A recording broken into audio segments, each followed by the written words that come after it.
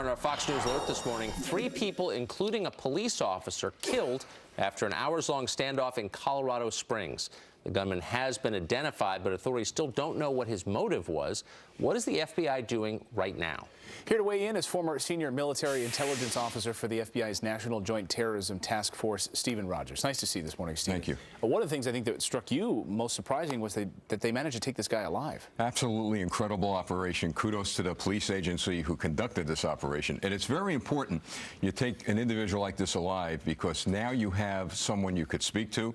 They have to find out why from North Carolina, for example, all the way to Colorado. Is he connected to any anti-abortion group? Was he influenced by terrorist groups? The who, what, when, where, and why has to be answered. Yeah, I mean, a lot of people were saying they thought he would be coming out in a body bag, and we're surprised by this. A lot of the law enforcement analysts. What's next? They're obviously still scouring through the crime scene there. Planned Parenthood, I imagine, searching through phone records and social media. What else? Oh, yeah. They're going to look at electronic footprints from his computer, from his cell phones. They're going to interview family members, close associates of him, where he was employed, his entire background, including, and I'm sure you've heard this from law enforcement officers, were there any red flags? Were there any warning signs? Which is the issue of privacy. When are you able to take action when there are things up on the social media that are leading you to believe that an individual is going to take action like this? Why are the feds involved in this? Well, the National Joint Terrorism Task Force will always now become involved in issues like this. The key is, was he influenced or connected to any either homegrown terrorist organization or foreign? But what's the threshold for FBI involvement in something like lots of shootings around the country? Why is this one? Well, it's going to be common practice now. Every shooting around the country, you're going to see the feds get involved, and particularly the ATF coming involved when they learned that devices could have been brought in the building.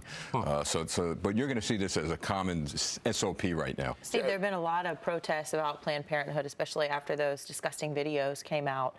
And law enforcement is being very careful not to say that there is a motive of any sort. Are they being careful because of the sensitivity of it being at a Planned Parenthood, or what do you think is going through their mind? Oh, I think they're being careful because they just don't know right now. And there's absolutely no excuse to take actions like this if you have a bone to pick with someone, you know. 4 police officers shot. You do that in the voting booth. And yes, a police officer was killed. 2 civilians were killed.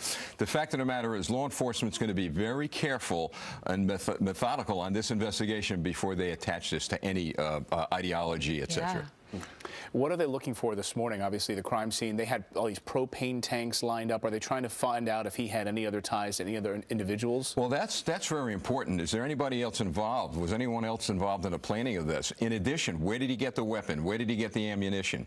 Where did he get the explosives? How did he learn how to build the explosives? This is key to the investigation. And you know what? Motive is going to tell a lot. If it's a lone individual, that's one thing. But if he's attached to a group, that's a problem. And finally, would you be worried about copycats? We've seen law enforcement presence, patrols have been stepped up. I know around the tri-state area here around New York.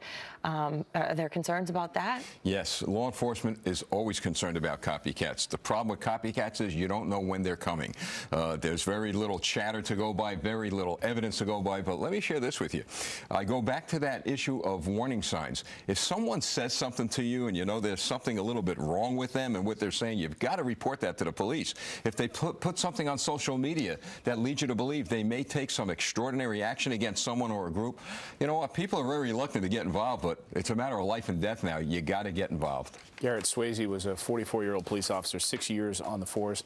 He was killed there, so sad, yesterday, and then 2 civilians, as you mentioned, also killed. And you know what? With all these protests going on, it's sad because they're taking police resources away from the war on terror, away from issues like this. They got to knock these protests off. In addition to that, what's troubling to law enforcement today, in view of the fact of what we saw in Paris and in Colorado, the White House, the Justice Department, a few weeks ago are ordering military-type equipment, tactical equipment away from police agencies because of what happened in Ferguson. Well, you know what? There's a time, there's a place, and there's a use for this equipment, and yesterday they used it very well. So they need to rethink what they're doing to police officers.